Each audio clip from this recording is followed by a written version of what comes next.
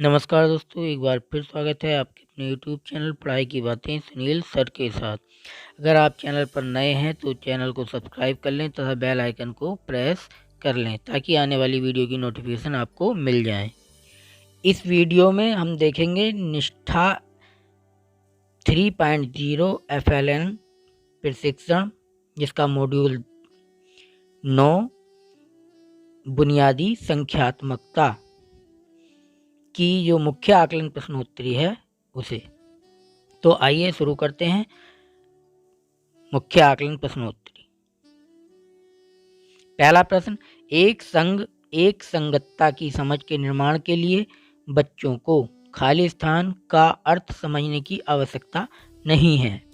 तो इसके 4 ऑप्शन है। 4 ऑप्शन में चौथा ऑप्शन संख्या निर्देश करने की प्रणाली सही है। अगला प्रश्न, निम्नलिखित में से कौन सा सत्य नहीं है? तो इसका चौथा ऑप्शन सभी आयत वर्ग होते हैं सही नहीं है। अगला, वस्तुओं के मिलान या जोड़ी बनाने की गतिविधियां किस पूर्व संख्या कौशल के विकास में मदद करेंगी? तो इसके भी 4 ऑप्शन हैं। तो इसका तीसरा ऑप्शन प्रत्येक से अलग पत्राचार के विकास में मदद करेंगी। अगला प्रश्न, खाली जगह, संख्याओं का उपयोग किसी वस्तु की स्थिति का वर्णन करने के लिए किया जाता है जब उन्हें एक विशिष्ट क्रम में व्यवस्थित किया जाता है। तो मैंने इसका उत्तर कार्डिनल दिया है। कार्डिनल पे क्लिक करेंगे और आगे बढ़ेंगे। अगला प्रश्न है, सुबिटाइजेस क्या है? तो सुबिटाइजिंग है वस्तुओं की संख्या को केवल उन्हें देखकर और वास्तव में प्रत्येक वस्तु को गिनने के बिना पहचानने की क्षमता। तीसरा ऑप्शन क्लिक करके आगे बढ़ेंगे। अगला प्रश्न है, यदि छात्र विभिन्न त्रिभुजों के गुणों का नाम बता सकते हैं लेकिन अभी तक उनके बीच संबंध नहीं देख पा रहे हैं तो वे वेन हील ज्यामितीय सोच मॉडल के किस चरण में हैं? तो वे पहले जो ऑप्शन है विश्लेषण चरण पर हैं। पहले ऑप्शन पे क्लिक करेंगे और आगे बढ़ेंगे। अगला प्रश्न है, सीमा के पास 12 गुलाब हैं, सिफा के पास 15 गुलाब हैं, जिसके पास ज़्यादा हैं और कितने से उपरोक्त शब्द संख्या में किस घटाव संदर्भ का प्रयोग किया गया है? तो इसके 4 ऑप्शन क्या बचा? समूह से निकलना, तुलना, पूरक। तो वे तुलना वाले पे स्तर पर हैं। तो तुलना पे हम क्लिक करेंगे और आगे बढ़ेंगे।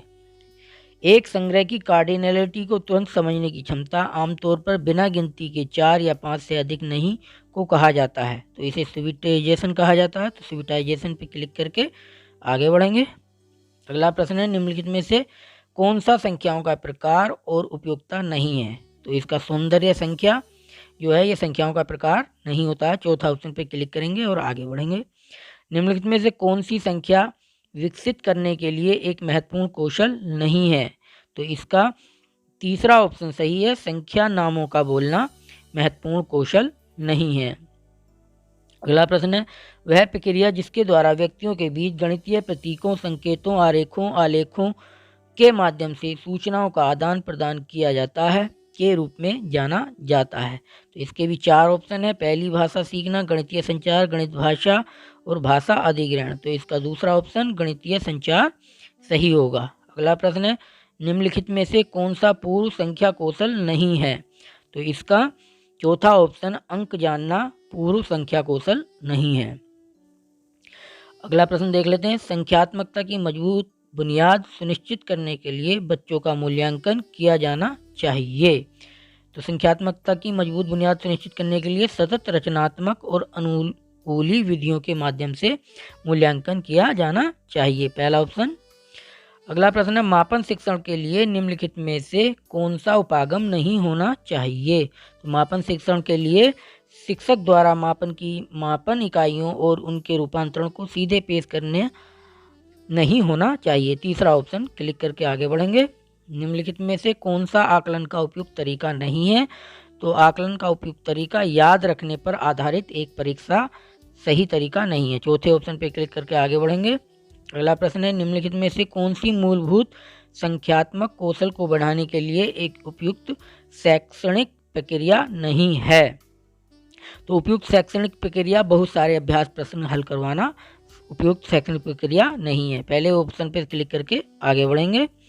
अगला प्रश्न है, निम्नलिखित में से कौन सा युग्म एक दूसरे के पूरक नहीं है? तो हम जानते हैं घटाव और गुणा एक दूसरे के पूरक नहीं है। तीसरे पे क्लिक करके आगे बढ़ते हैं। अगला प्रश्न है, संख्याओं को पढ़ने का सही क्रम क्या है?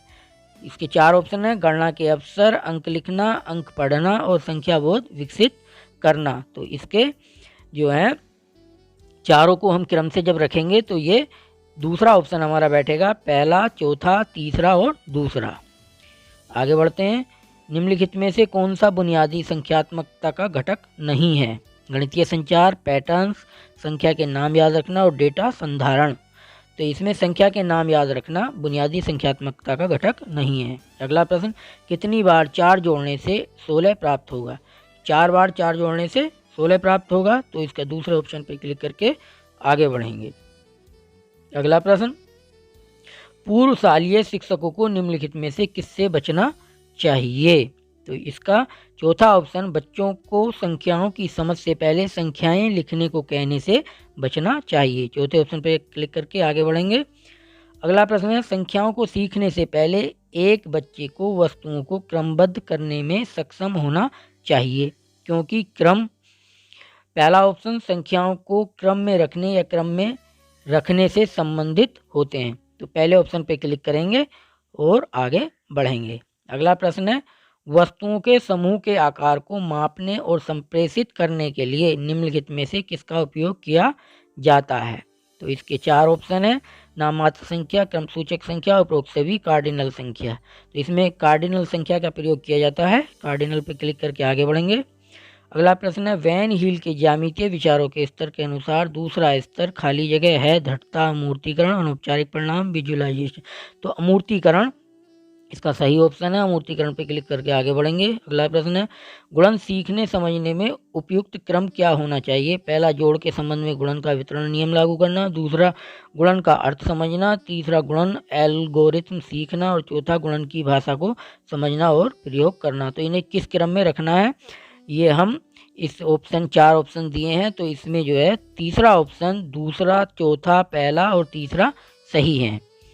आगे बढ़ते हैं। निम्नलिखित में से कौन डेटा प्रबंधन का एक घटक नहीं है? डेटा का निर्माण, डेटा का संग्रहण, डेटा का प्रतिनिधित्व, डेटा की व्याख्या। तो इसमें डेटा का निर्माण करना डेटा प्रबंधन का घटक नहीं है। पहले ऑप्शन पर क्लिक करके आगे बढ़ेंगे। अगला प्रश्न है, निम्नलिखित में से कौन गणित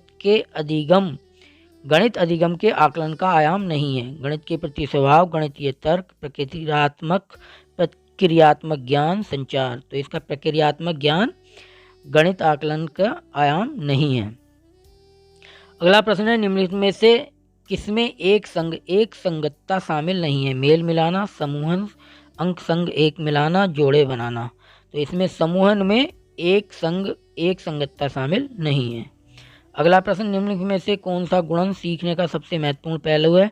गुणन तथ्यों को याद रखना, या गुणन एल्गोरिथम सीखना और प्रश्न हल करना, या पहाड़ों का स्मरण और उनका पढ़ना, पाठ, और गुणन की कितनी बार जोड़ने के रूप में समझना। चौथा ऑप्शन इसका गुणन सीखने का सबसे महत्वपूर्ण पहलू है। कहा जाता है कि एक बच्चे ने आकार और स्थान की समझ हासिल नहीं की है? तो जब बच्चा बिना समझे घन, घनाभ, गोला आदि आकृतियों के नाम रटता है, तब ये कहा जाता है। तो दूसरा ऑप्शन पर क्लिक करके आगे बढ़ेंगे। वस्तुओं को वर्गीकृत करने के लिए आवश्यकता है।